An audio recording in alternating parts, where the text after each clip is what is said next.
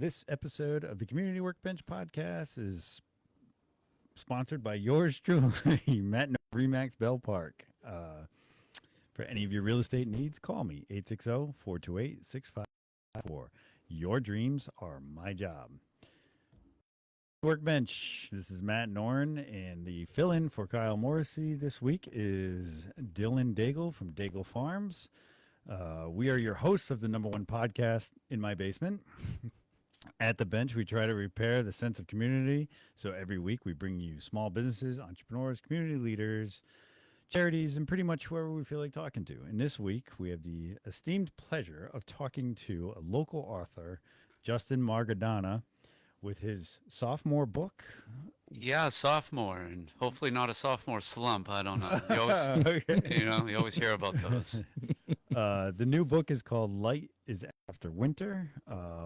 And we also read your first book, and we had you on for your first book. It was here. Oh, it's right there. That's it's right there. Oh, there it is. Okay. A little flash. There you go. Mhm. Okay. Yeah, so his first book was Parallels and Facades, which was, in my eyes, a great tool for anyone who's grieving or might grieve in the future. It's a lot of short stories about different walks of life, different people grieving, Correct. going through the process. Now, Light is After Winter is basically one character that is grieving, has lost his wife, and is in the early stages of that process for sure. Correct. Yeah, he one day essentially he wakes up and he walks into his house like we do every day. Get home from work, and he walks in, and his wife has passed. And his 8-year-old daughter is at the breakfast table.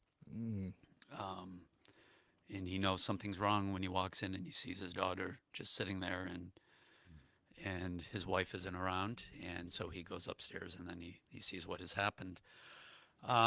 So that's essentially sort of like the catalyst of what propels him into some really bad decisions. And those bad decisions bring him a lot of different, regret, like we all have. So yeah, that's really where the book starts. Yeah, and I mean, correct me if I'm wrong. So I am, when it comes to pleasure reading, I'll admit I read the mystery novels. You know, You read those Harlequin romance, don't you? I'm actually in the middle of a series of one that it follows a game warden. So it's just kind of got all those action hero aspects that I was brought up on. Okay. Regular guy being an action hero. I know it's No? corny, but it takes my mind away, helps me sleep, that kind of thing. In my eyes, it feels better to fall asleep with a book. I get better sleep than watching TV or a screen or whatever. It's true. Absolutely. So. This book, what would you describe your style of writing is? I don't. A lot of people ask me that, and strangely enough, a lot of times I don't have an answer for that. It's almost like there's something I remember when I was in college. There were professors that said, "Oh, this is like a stream of consciousness, where you just have a main character sort of just ranting and raving." And it's not like that, but I try to write from what it's like to experience moments in our lives. This book it's one story. It was harder to write than the first. So this one was all first person. It's from the main character's point of view throughout the entire piece, which was a challenge, and I kind of honestly regretted it about halfway through. It was hard to do. Yeah. Can you hear me okay? Yeah. Okay. Yeah. I'm just making sure. Oh, yeah, Okay. yeah. Are We're you good. having trouble with your mic? It just all of a sudden sounds a little like a tin can, but Oh, really? just making sure you can hear me. Yep. Touching the soundboard, Matt. Touching the soundboard. I didn't touch it that time. It's all right. So it was hard. About halfway through, I'm like, I don't know if I can do this anymore. I don't like this guy anymore. I didn't. It was hard, But then I realized sometimes, like for me, hate and love are sometimes they're very close to each other. I will say, reading the book, I had moments, or more than moments, where I was the same way. I was like, I don't know how much of the book you want to reveal, but the relationship with his daughter, and it was just not relatable to me at all. In the idea that I couldn't imagine treating my daughter that way, Yeah. and Yeah. you know, yeah, that was tough for me. But it also it really goes along the lines of someone struggling with addiction, Yep. and and grieving and wallowing, and all those things that you go through. Even those alone can be addictive Oh, absolutely. in a way. So And it's hard. and Absolutely. It's any addiction will hurt relationships. So it's I was like, all right, stay compassionate. He's a human being. It's just like it was tough. It was funny the way it kind of took you through those emotions. it is, and I kind of did that on purpose with this guy because I think I think all of us have that Jekyll and Hyde, whether we like to admit it or not. In a way, this kind of the main character of this book reminded me of like a Jekyll and Hyde because I think we all have that. People on the outside who don't know us very well are like, oh, he's a great guy, or she's a wonderful lady, and then man, when we're with the people we love, sometimes we make the biggest mistakes. Yeah. And I think that was the point of this book is that we many times hurt the people we love the most, right? And hopefully I'm not saying we all are going to do that, but I think sometimes we're more liable to do that because we're more comfortable around the people we Right. care The about. complacency, Yeah. And we're not on stage, and the lights are not on us, right, Yeah. right. and we let the guard down. And sometimes letting that guard down Yeah. is not good Yeah. because Yeah. it takes us down dark paths. Yeah. Yep. And then, the moment, obviously when you're grieving, you're at a moment of weakness. It's very tasking to cry and go through these emotions. I don't know if, I'm sure everybody has, the days where you've cried a lot, or you've just, thought, missed somebody because of that. Absolutely. You go through a whole day of that. Or even being with family members and going through stories and stuff, you're tired that night, and that's when it's much harder, going through weeks of something like that. It's when it's harder to keep your composure and keep your wits about you when it comes to your emotions. Oh, absolutely. So, Oh yeah. and yeah, the closest ones to you are getting the shrapnel, Correct. And So. it's so I kind of based the main character off this, who I never give a name. I never name him. Okay. And I kind of did that on purpose. Yeah. I wanted him to be nameless because I think, not to be preachy, but I was kind of like thinking we all have this guy inside of us to a certain degree. Right. And like you said, you can't imagine, right, you doing something like that. And Right. I think there are extremes of our decision making. So that's why I left him nameless. There were parts of the book which time jump a lot. His daughter is 8 years old, and then she's 15, and then all of a sudden she's in her 20s. Yeah. And because I did that on purpose as well, not to be lazy with it, because I wanted to be. I think in life, as you know, the older we get, it's like, oh my goodness, where's the time gone, right? Yeah. And I kind of did that on purpose. I wanted those time jumps to be in there because when we're making our way through our daily lives, we a lot of times forget those small moments. We forget the times that should be important to us. Yeah. And all of a sudden, boom, they're gone. And one other thing I'll say about the progression of the writing and the writing style is, in the beginning, it's very short term thoughts. Correct. It's almost tough for me anyway. It was almost tough for me to follow. Yep. Because it's like sporadic thoughts, and I was like, this is definitely um, like how you can feel in the beginning of grieving is just you can't stay focused on anything, and that's what it felt like. The character was going through that, like he couldn't stay focused. And that's you hit it. And that's why I did it that way. Sometimes it's not easy to write that way because when you write, as I teach as well, and I tell my students, you always want to think of your audience when you write. I don't care what you're writing, you want to think of your audience. Just like when you do your podcasts, even though sometimes you're not maybe consciously thinking about it, the audience is always there. Right. Well, hopefully we always have an audience. There are some viewers right now. Yeah, all right, welcome. We got a few in there. We got a few. Yeah, for sure.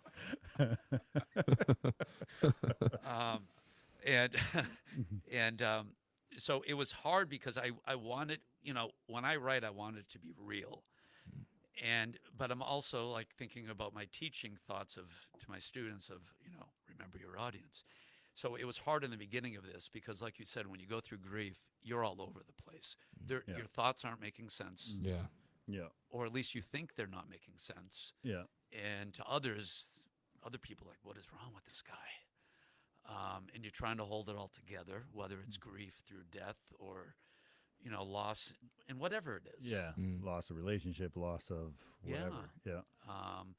So that's how, but you're right. As it progresses, the pieces do become longer because I think he becomes more focused on what he has done and the bad decisions he's made.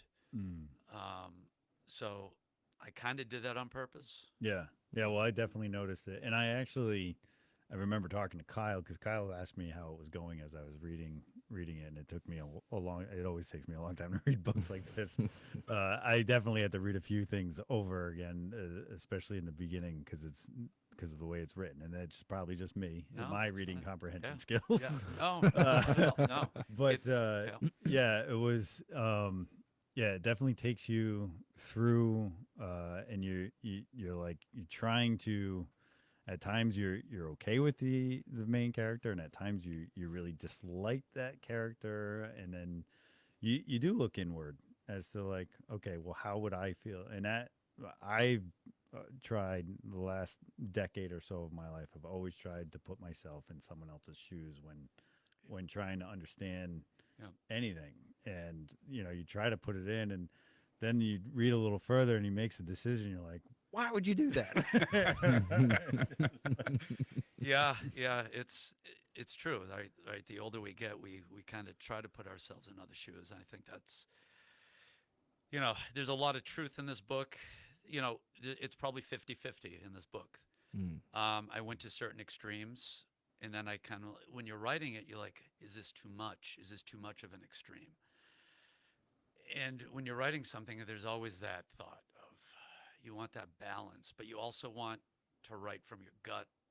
And and so sometimes you have to say, I'm just going to do this. I'm going to go on a limb. And it's hard to write something, even with the second book, I found it harder the closer I got to the end of like, I don't know if I want to put this out now. I really did. It was like I was at the end and I was having thoughts of, I don't know if I want to put this out now. Wow. And I need to thank my proofreader, Joanne, who was my savior in this because when I was done with it, it took me almost 3 years to write this thing. So you were writing these at the same time? No, I started writing this in a way. There were pieces of this that kind of came from the first. Okay. And I wasn't sure what I was going to do with the second. I knew I had an end game. I knew with this one, I kind of knew the end before I knew the beginning. Okay. Whereas the other one with short stories, it was easier because I had kind of a map of what stories I wanted to tell. Whereas this one, I knew the end game. I knew the final scene in my head. Gotcha. Like I had the actual scene in my head of the dad talking to his daughter. But before that, it was like kind of just building a house. Yeah. And man, there were times where I'm like, I don't know if I'm building the first floor of this thing right now. I don't know if I'm in the attic now. I don't know where I am. So my proofreader Joanne, who helped me with the first one, just to give you an idea, like after it was done, I sent it to her, and it was a full month of going back and forth. It was a full month, if not more, of like it was in her hands, and then she would send me thoughts and ideas and what to correct, and um, it was just it was a month of like, oh, I didn't do that, or oh, I forgot that, and I tell this to students or anyone who writes or has trouble with writing. I mean, I'm coming from a person, I love to write, and she pointed out things that I didn't even notice Yeah. after I had read it a million times. Yeah. Like, dang. I will say the analogy that I thought of at one point was for when you're working with relationships, art, your relationship with your art, Yeah. your craft, Yeah. is a lot of times it's like running up a hill, Oh, yeah. a steep hill where you can only see what's in front of you, but you have friends or your mentors are up top, they've done it already, and your friends are even maybe down below looking like, hey, you shouldn't have gone that route, you know what I mean, even though they may not have done it, but they have a different viewpoint, different perspective, and it's that can be, I don't know, to me that was a good analogy about what you go through, especially something It as is. complex as writing a book. It is. Like, It's a marathon. Yeah.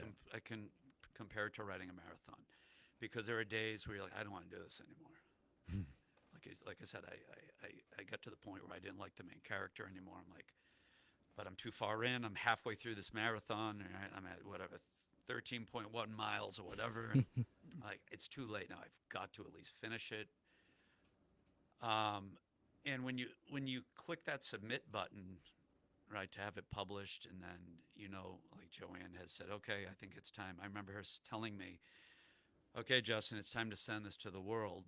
And I'm like, I still don't know. I still don't know, right? And I tell people like that in a good way, because a lot of times when I teach students, they think like, oh, he knows everything about writing, and like, because when you teach, people think you know everything, and it's like, that is the furthest thing from the truth. Oh, wow. goodness gracious!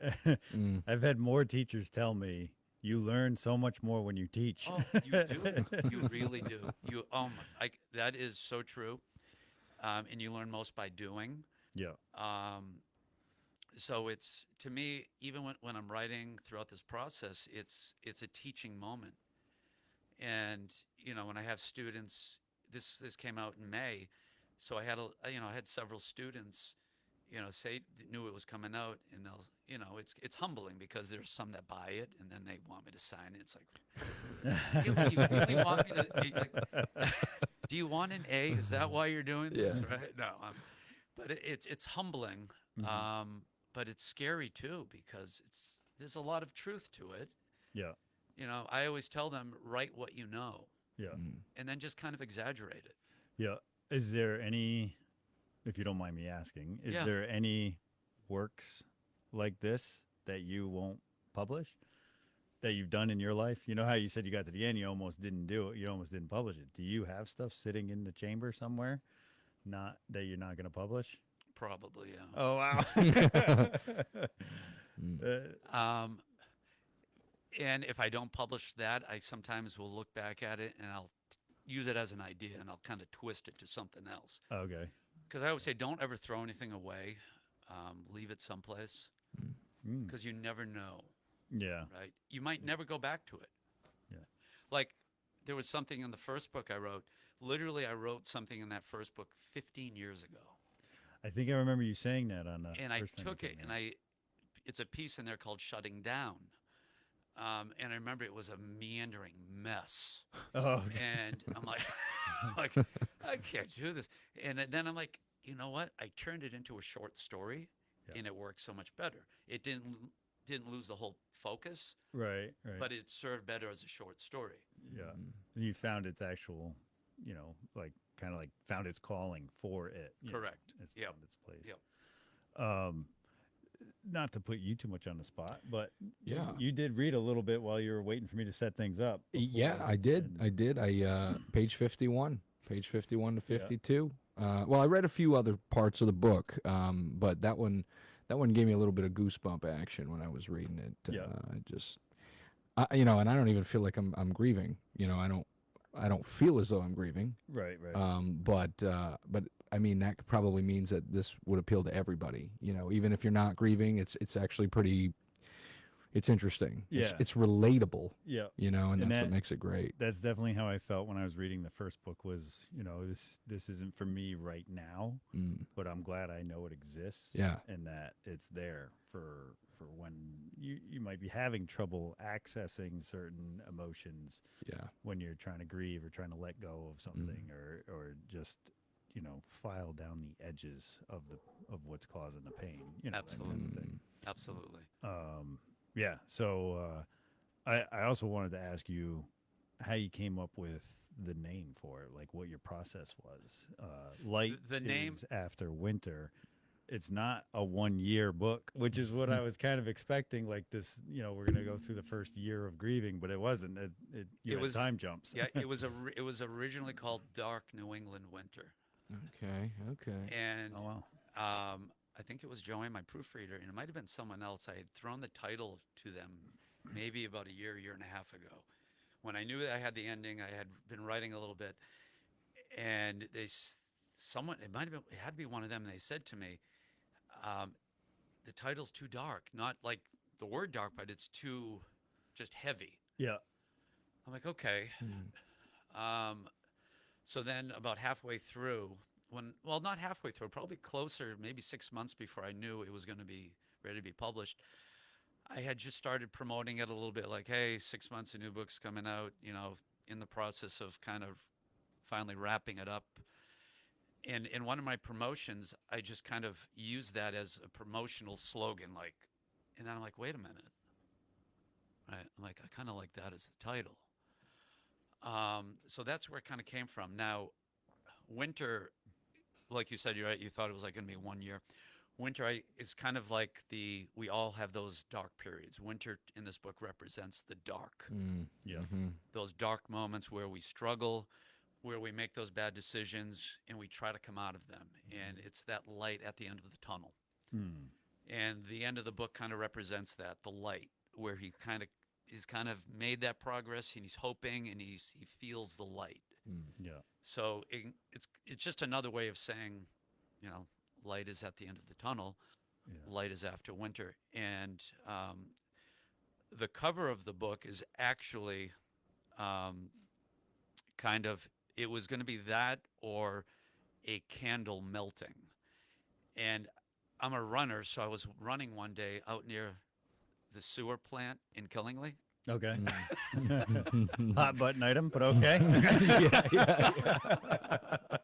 It was a crappy day, no pun intended. Oh, pun intended. And it was that early spring day, but there was still some icy spots. And I was running, and I almost slipped. And I looked down at the ground, and I saw this. It was a reflection from the tree. So if you look at the cover closely and the back, those are kind of tree branches reflecting in the light in the ice. So I actually just took a picture. Stopped this is with your phone. with my phone. That's awesome. That's pretty cool. Because I always have my phone in my hand. People are like, why don't you strap it to your shoulder? I'm like, no, I always wrap it in a plastic bag when I run. Okay. I'm weird. Okay. No. and I never stop when I run. I'm like, oh, that'd be a great picture. I'm like, no, I got to keep running. Yeah. Right? But this time you did. This time I stopped because I almost slipped and fell. And that's when I looked down and I'm like, is this God telling me to take this picture? Right? Is there some higher power? And it's a local tree. I love it. Near the sewer plant. Yeah. And, they grow better that they way. grow. Right. It's all that manure. Maybe that's what I write as manure. No. It's good. It's good. And good. so Hey, you got a buyer already. Yeah, I'm interested, man. I'm interested. The studio. So I stopped this day because I almost fell and killed myself. Yeah. Bashed my head in on the pavement. So I looked down like, okay, I'm going to take this picture. That is so awesome. Like the sun was just out and it was reflecting through the trees onto this ice patch that I almost just went planted face first in. And then I took the picture and I'm like, I think I'm going to use that. Yeah. So I actually was going back and forth between that and this melted candle, and so yeah, there's the picture. Yeah. Mm. There's the story of me. Ended up going. I like it. I Yeah. like it when it has a story like that behind Yeah. stuff. Mm. Little, probably a little better than a melted candle. When you Yeah. have a story to it.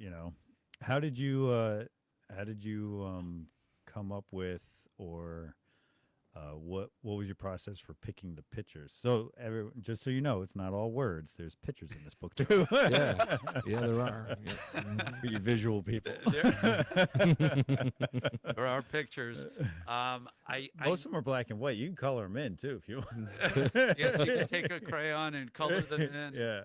I knew for this one, I don't know why. I just knew I wanted a picture to represent each piece, even though they weren't short stories, standalones. It was this guy's story. I felt like, just like the picture on the book, pictures and word, to me at least, pictures and words are very close Mm-hmm. because I don't know. It just to me, I get a lot of good ideas from pictures or paintings or drawings. Mm. And a lot of times that's where I get my ideas from. So I just started because I knew winter for me was a dark time. And a lot of times as I get older, I like when the sun goes down earlier, I find it harder to deal with as I get older, the time collapse early in the day. Mhm. So I knew the pictures I wanted in there to really represent the darkness for me of those dark days of winter. Not all of them are depressing, because to me, you have to have those downtimes to come out of to get to that light, right? Yeah. The running of a marathon is brutal, and to get to that end, you have to struggle. Mhm. And to me, that's where I get a lot of my good ideas is from struggling. Yeah.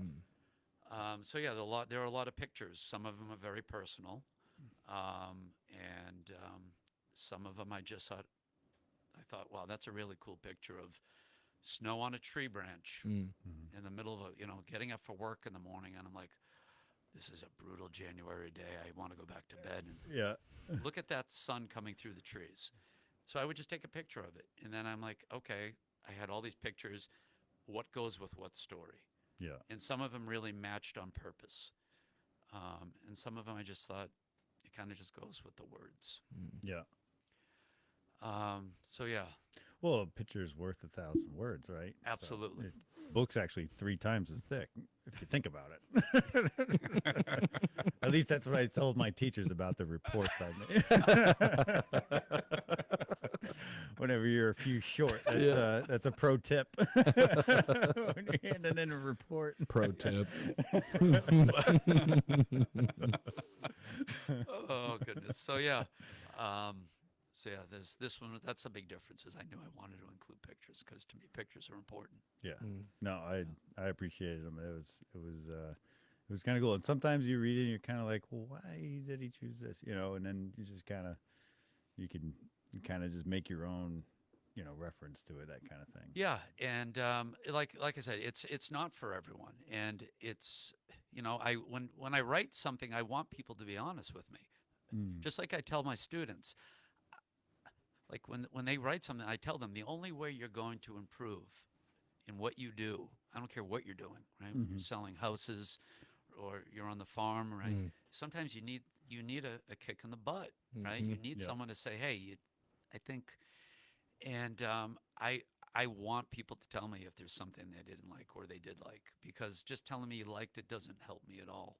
Yeah. And just like what I tell my students, you might not like me right now, but hopefully 10 years from now, you're going to remember, right? Yeah. Mr. Yeah. Margadona telling you, like, oh, why did he do this? But because with the teachers that taught me the hardest were the ones that I remember pushed me to do better, Yeah. right? So I think of them when I write. Mm.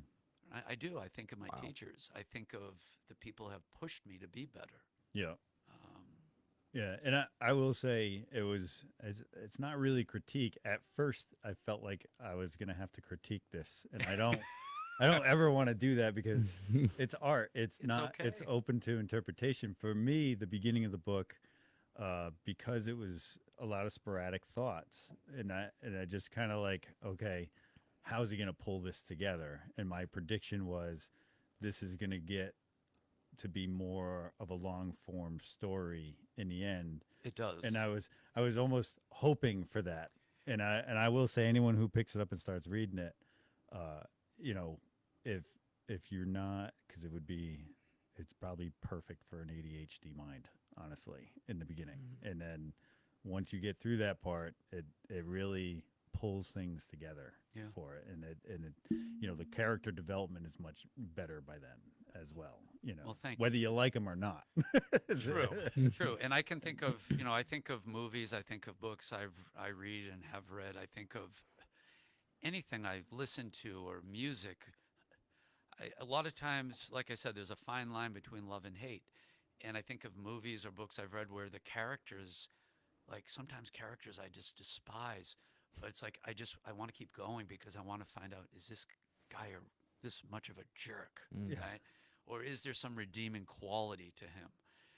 So that's why I kept going because I Yeah. thought of those people, those villains, whether it Yeah. was on purpose or not. And I will say, um, for when I'm watching a show or a movie, if I find myself seething at the antagonist or the villain, I'm like, this person's an amazing actor or actress. Yeah. I'm like, oh, you know what I mean? If you really get upset with them and you're like, I can't stand the fact that they did that. You know what I mean? And it's like, you're like, oh, this is because they're a great actor or an actress. You know what I mean? And Yeah. I've done that so many times. And then you almost start appreciating them Yeah. as that character more because even like something as silly as like Home Alone.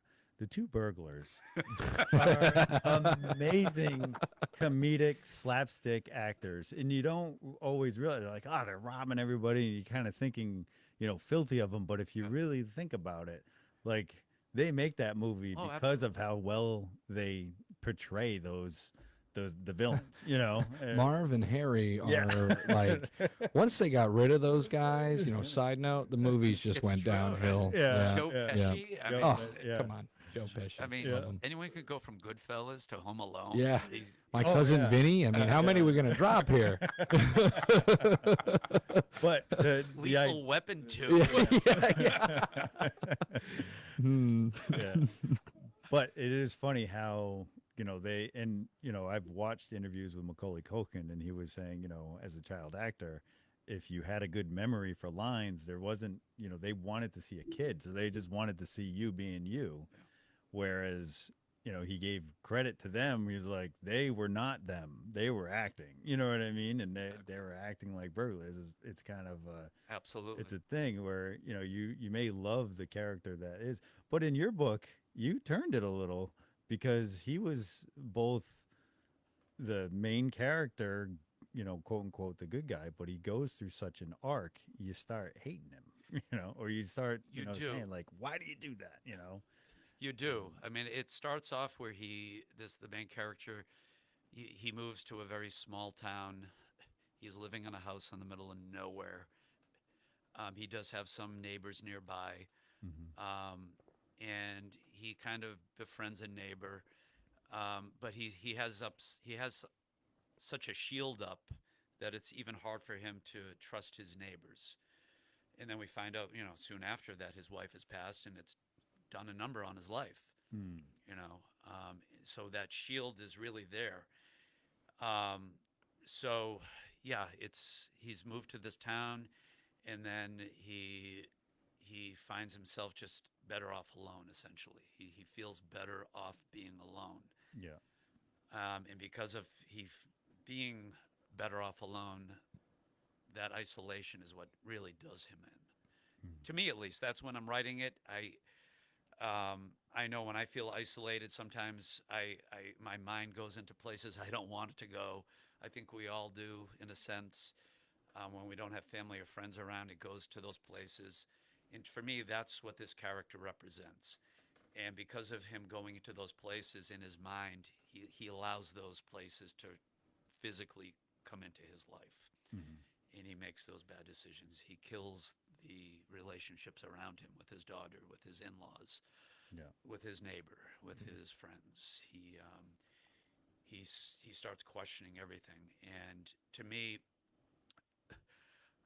it was weird. I didn't know. I remember I didn't. I knew the change in him was going to start taking place when he takes a trip overseas, Mm-hmm. which is the sort of the last quarter of the book. Yeah. Is when he makes a trip overseas. But just prior to that, he's kind of like he just starts thinking back to his past, his childhood. So he makes a trip to his hometown. He starts roaming his hometown where he grew up. Mm-hmm. He roams the grounds of his former elementary school, and he starts looking at places where he knew he was with friends 45 years ago, whenever it was. Mm. And so all these flashbacks start happening, and then he meets up with a woman, a former crush he had on when he was 8 or 9 years old, Right. and he contacts her, and he meets her in a bar. Yeah. Not far from me. Went to elementary school. Yeah. I don't want to give too much away, but that's the turning point of where he needs someone. Yeah. She gave him some advice and everything. As And well.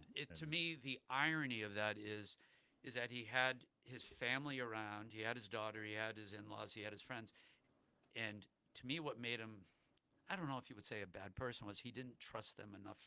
He kind of just pushed them away. Yeah. And ironically, it's someone from his past that kind of puts him on a different path. So, there's hope for him, and I kind of wanted that to be a universal symbol that for us, there's someone out there. Yeah. We might not think, right? They might just pop into our head, Right. whether it's on a Facebook feed, right? Maybe someone we haven't seen in 30 years, and then they send us a friend request. You're like, oh my God. Yeah. And so, yeah, this was a hard one to write.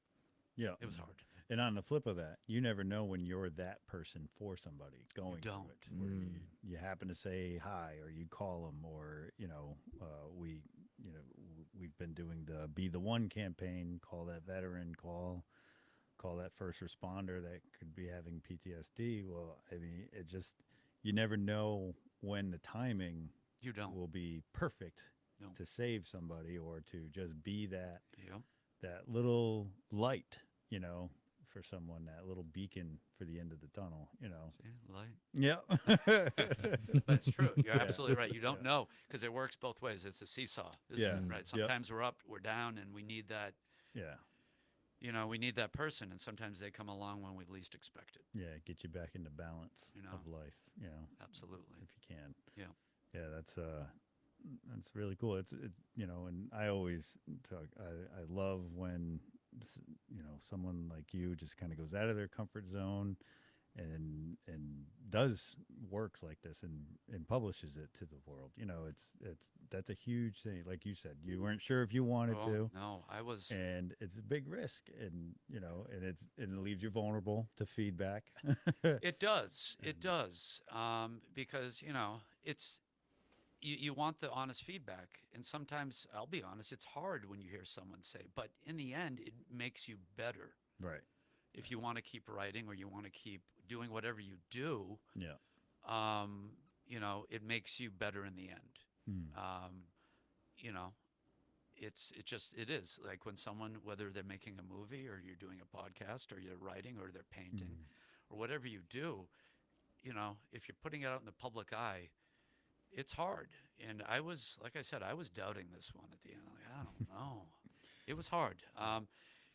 When I write something, and especially when I used to teach high school years ago, one of the exercises I would have my students do is, when they would say, oh, I don't know what to write, there were times where I said, okay, we're going to stop class right now for 10 minutes, and I want you to go roam the halls. And I want you to take your notebook, and I want you to roam the halls. Yeah. And sometimes that was a dangerous thing. Yeah. And I would say, I want you just to walk around and listen to people talk. Okay? Whether you go plop yourself down in the library, or you go into the lobby, or you go to the main office. Yeah. And I want you to listen to people talk. And there were times in this book where I was struggling, and I would do that.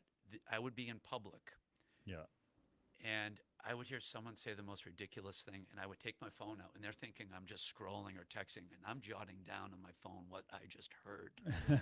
A complete stranger. Like a private investigator. Yeah, seriously. Yeah, and Yeah. like only if you knew. Now you're a line in my book. I have no idea who you are. And I would have my students do that, and it would, to me, it's a sign of getting out of your comfort zone when you're struggling with something. Put yourself out there, not in a dangerous way, but you know, as a teacher, I was kind Or in an obnoxious way, we'll say. but yeah, it's like just don't tell them. You just listen to people talk, Yeah. Yeah. And People watching. people There's so watching. much to learn from it. and you get a lot of good dialogue that way. Yeah. Oh, you Yeah. get You good get so dialogue. many. There's dialogue in this book I used of people when I was in the grocery store. Oh, yeah. So there's an opening chapter, the bagger. I don't know if you remember where Yeah, he's yeah, grocery yeah. shopping. And there's a line where he's at the cash register. And the guy's bagging his groceries. And the guy, he has a bag of apples. And the bagger says to him, there's a sticker on this bag that says apples have no fat. Why would they put that on this bag? And I knew when I left, I got out my car and I put that in my phone as just a piece of dialogue. Yeah. And I used it. Yeah.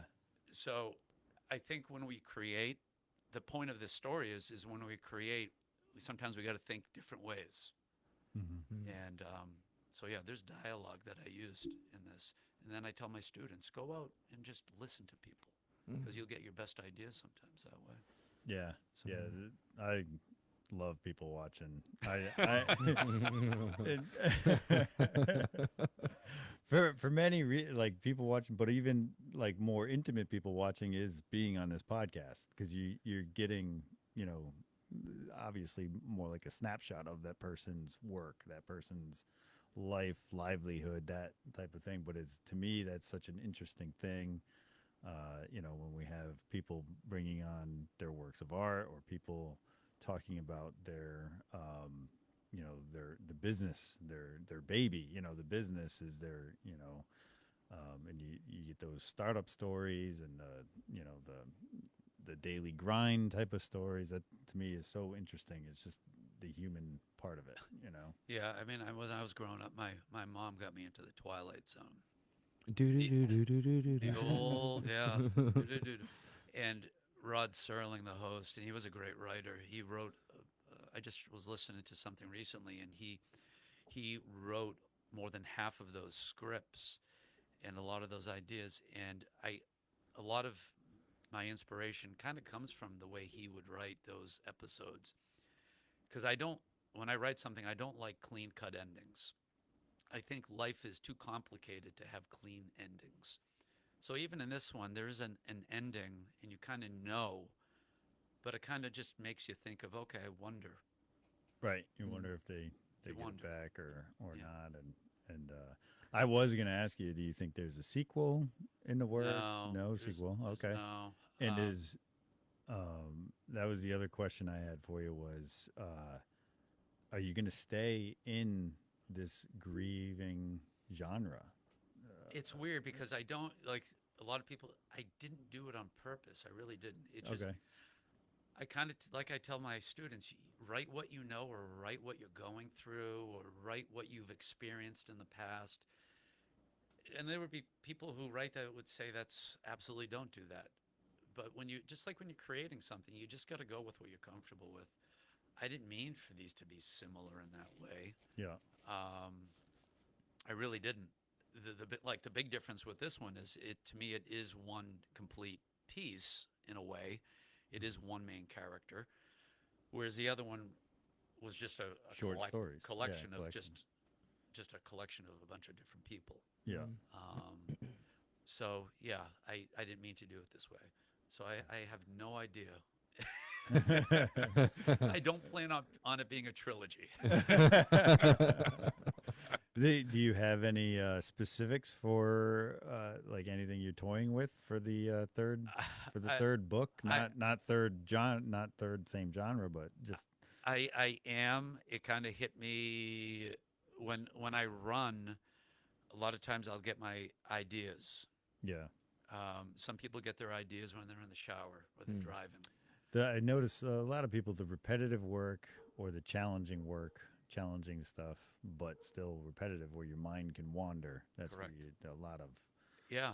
So yeah, it kind of a couple of weeks ago when I'm like, I don't know if I'm going to do this again, and then I'm running, and then boom, I'm like, oh, maybe that's an idea, and it's different from this. It's something completely different. So yeah, we'll see what happens. No, you're not going to give us any little teasers or anything like that? It kind of hit me. I hate vampire stories. Okay. I do. Right. I hate vampires. I think they're so overdone, Okay. and there's nothing to them anymore. Stephen King's one of my hero writers. Not so much anymore. I don't like his recent stuff, but his old stuff like Salem's Lot and The Shining. And Salem's Lot was probably one of the few vampire books I just really got into. And then I'm running a few weeks ago, and all of a sudden, I had this idea of this vampire stuck in a situation that he doesn't want to be in anymore. And I'm like, I don't know why a vampire. I have no idea. Yeah. But he's stuck in this place where he just doesn't want to do this anymore. And I don't want to say anymore. Awesome. I got a question real quick. Yeah, Like, sure. Do you call that something? Like when you're running and they download into your brain. I mean, what you call that anything? I or- don't. Okay. It's a weird. It's like a download. Yes. Yeah. It's really it, because I don't know where they come from. Like I could sit and I'll tell my students this. Oh, Mr. Margadon, I have no idea what to write. I said, you know what? Take 15 minutes in class right now, right? And I want you to sit and just do nothing for 15 minutes, right? And there would be teachers out there saying right now, you're wasting class time. No, it's not wasting time. It's like you have to just let your mind wander. And I think that's when I get those ideas. I have no idea why that came into my mind. There's really no reason for it. I'm in the belief that we have guardian angels and we have help Yeah. from outside Yeah. what we know. And Yeah. sometimes I will like, hey, is that so and so telling me about this idea? I don't know. Yeah, I would say, I don't know, in my perspective of it, that there's a certain percentage of ideas that pop into your mind without your control. They're like the body has muscles that you voluntarily work, and then there's involuntary muscles that work. And I think your brain is the same way with ideas, and a lot of it there's thoughts with more power to them than other thoughts too. I would say, how you act on them, or if you just hit delete and stop thinking about it, or you know what I mean. Yeah. And it kind of like comes down to your personality of what thoughts you entertain and what thoughts you act on, and Correct. and stuff like that. And yeah, a lot of them can pop in. It's just like dreams. Some you remember, some you don't. Yeah. Some you'll have this in-depth thought about, like, oh, what happened there? And then an hour later, you don't even remember what you dreamt about. You're like, oh, I remember thinking about it. But you know what I mean? It's Absolutely. it's I just think the brain is constantly producing, just like your heart's constantly beating. Right. You Correct. So yeah, that's absolutely the way it works for me. know? Yeah. It's hard for me to sit down and plan something. Like once I have an idea, like for this one, I actually had a bulletin board in my room next to my computer, and I had the chapters all mapped out with Is this like a CSI? board? CSI. Yeah. Lines going all over the place. Yeah. It was so old school, but that's how my brain works. Is I needed to see, the progression of this guy, this main character, of what he's going through, and that was the challenge for me. Like when you write a short story, you're done with it, and then you're like, oh, I have an idea, I can go to the next one. You don't have to worry about anything. And that was the biggest challenge for this one is having that idea, and then keeping track of, okay, he did this and this. I have to make sure that it's legit here.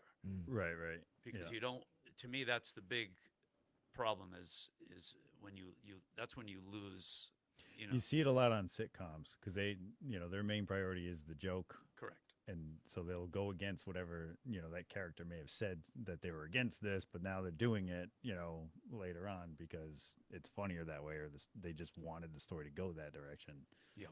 So there was a lot of, I don't know. I watched Big Bang Theory, and a lot of the absolutes that Sheldon says, don't always pan out later when they want to make it work later. Correct. Right. And they have the artistic freedom in that to do Right, it, right? right. And it's very funny show in my eyes, and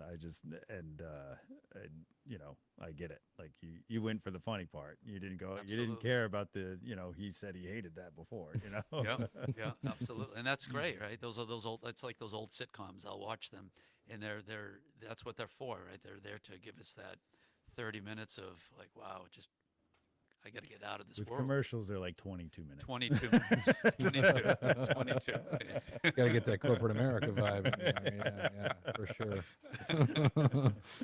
Yeah, it's not like this podcast. It's uninterrupted, mainly because we don't have any sponsors. Yeah. Give it time. Give it time. on, You give it never time. know. That was my little, on. hint, Yeah, nudge, yeah. nudge, wink, wink. Reach out. So yeah. I mean, thank you so much for sharing all of this, and thank you for giving me the book. Oh, that anytime. was- No, I that appreciate was this. really This is cool. awesome. Did you sign it? I will sign it. I have Yeah, not signed I'd it. definitely like you to I will. Ooh. give it a personal. You should see that on camera. You should get it signed on camera. Yeah, you that's what know? I'm saying. Sign it now. Go ahead. Look at that. Look I'm at gonna that. sign it now, huh? Yeah, On air. On air. on air. On air. Look at that. And that's hospitality. Oh, good. Daigle, plug your farm. Yeah, Oh, look, come on. I need to learn about your farm. Yeah. So we grow food. Next, no. So we specialize in home delivery, and we are focused on permaculture based growing. We don't use any synthetic chemicals or fertilizers or anything like that, and we offer home delivery. So we go from Woodstock to Mystic, and everywhere in between every Thursday and Friday. And if you don't get a delivery, you can come and see us on the weekends, Saturdays and Sundays, 10 to 4. The stand is open. Awesome. And I will say, I love the food I get. Thanks. We were talking about this earlier. I get pretty much every week. You get 2 gallons of milk because you deliver. Yeah, dairy we do a little aggregating. So we work with other, we work with an apiary for their honey. We work with a dairy for their beef and their yogurt and their milk and everything that they have. A local soap maker who's also my aunt, but it's still premium product. Yeah. For sure. And Nice. Cass does baking. Oh yeah, Love yeah. baking. My partner in crime, Cassidy, she does all the baking, everything sourdough based. Throw that plug out there because everybody loves sourdough. It is delicious. It is pretty good. It is, And it's healthier It's for you. good. It's good for your gut biome. But Yeah, that's it not is. what we're here to talk No, about. it's true. And every week I get 2 gallons of milk. That's right. I get the bucket of skyr, the Icelandic yogurt. Oh, I get that's the so maple. good. It's so good. And then 2 dozen eggs. Sometimes I do a meat product. Sometimes I do a bread product. And then Dylan comes on Friday. If I'm at the house, we usually have a beverage, mostly coffee. Yes, coffee. Coffee. Local He roasts. sells coffee too. He Yeah, sells yeah. 2 Dogs coffee. Yeah, roast. 2 Dogs coffee. I'm thoroughly addicted. Yeah. Mhm. Yeah. And then Dylan also runs a podcast, Simply Growing Food Podcast. Yeah, well, our slogan at the farm is we're simply growing food, and because that's all we're doing. And when you come down to the farm, you can pretty much see everything, and we want transparency. That's number one. And we won't sell any products that we don't use or thoroughly believe in. So I'm a big fan. Listen to the podcast, the Simply Growing Food podcast. You'll hear the cheesy ad I made for him. It's not cheesy. It's great. It's subpar. It's mediocre. I'm not a No, professional. no, I'm no. not a professional. It's definitely better than all the commercials I've attempted over here. Well, you know what? We talked before the show, and I'm going to make you one. I appreciate Okay, and that. it's going to be beautiful. It's going to be beautiful. Sure, will be. I have utter trust in you. Utter. Utter. Oh, that's utterly ridiculous. Wow, that's 2 in 1 minute. That's too many. Oh, my goodness. Moo. Yeah. That's 3 in 1 minute. Now it's really pushing it. No, and I really appreciate what you're doing because farming is not easy. You don't get a day off. Dylan delivered on the 4th of July. All major holidays. Yep, Yeah. for sure. If it's on a Thursday or Friday, he's still up with the animals and getting it done. And I really have a lot of respect for you for doing that. I appreciate that. Thank you. And, Thank you. It's really cool to see how passionate you are about it. So that's I imagine that's what helps you get up at 4 a.m. every day. Yeah. What you do. Yeah, I like being up then because no one else is, and there's like a difference to the world a The little world bit. is a quieter place. Mm-hmm. And The he- chickens aren't, but No. that's okay. That's okay. Sometimes they're easier to deal with than people. No, every time, Every every time. time they're easier to deal with. Every Yeah, time. yeah, Yeah. yeah. It's funny. I was listening to your latest podcast, and you were 14 when you started, right? Yeah, Delivering eggs. 15. 15, I You were the egg man. Yeah, back then. yeah. I only had chickens at the time, Right, and right. that's chickens are the gateway to farming, 100%. When people say that, it's real. Yeah. Because in high school, I didn't think I'd be here now, doing home delivery and meeting all these people and having the garden and working with these other farmers and things. And I never really cared for farmers markets because it's kind of like it's a gamble. Yeah. And farming's a gamble because if Mother Nature changes her mind tomorrow, you might lose some money, and she doesn't care. No. She doesn't care. No. She's not supposed to care, Yeah. That's Yeah. what it is, But also, in I think in the end or the long game, it helps you because you work more with, like you said, no synthetic anything, no chemicals, none of that. I think that's going to give you that long game ROI, return on investment. Mm-hmm. Absolutely. Oh yeah, absolutely. Return on passion too. Yeah. You know what I mean? As far as just makes you feel better about the whole thing. So Absolutely. Agreed. yeah, and your podcast is great. You've had some great interviews. Thanks. You've had Cass on. Oh, yeah. And you've had he had a local author that wrote a book about all the hot spots. Yeah. It's like over 150 different, maybe it's not 150, maybe it's like closer to 80. All right, don't quote me. I didn't write the book. Bad plug. Sorry, Lang. Yeah. But really good book. It's called The Quiet Corner. Oh, man, I'm butchering it. Sorry, Lang. But it's a really good book. You can pick it up at a lot of local farm stands, and it's basically like giving you a guide of things you might want to do in the I know in what the book summer. you're talking about. It's at Echo Farm. Yes, Yeah. yes, Yes. it's at Echo. It's also at Daigle Farm for what it's sorry. worth. No, it's Yeah, good. sorry. I'm sorry. Oh boy, look who I'm talking to. Your book's at Echo Farm.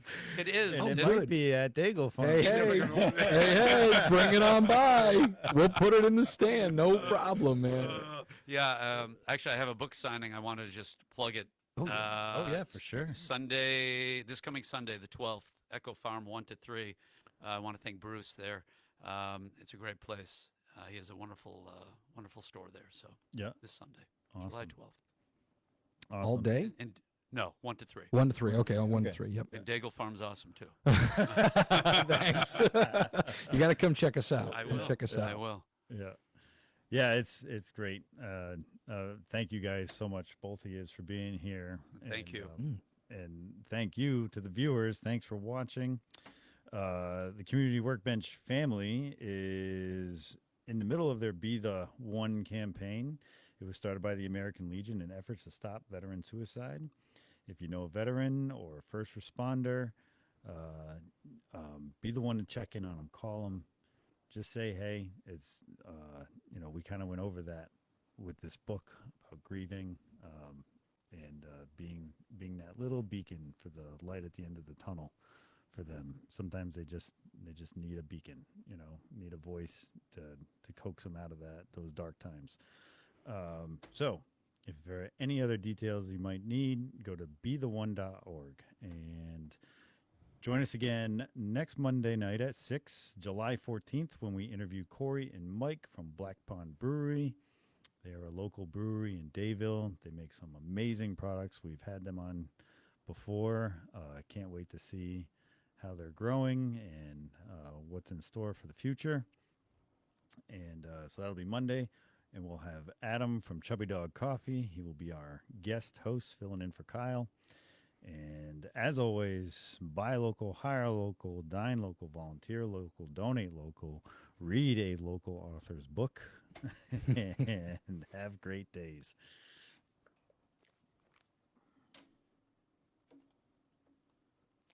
Boom.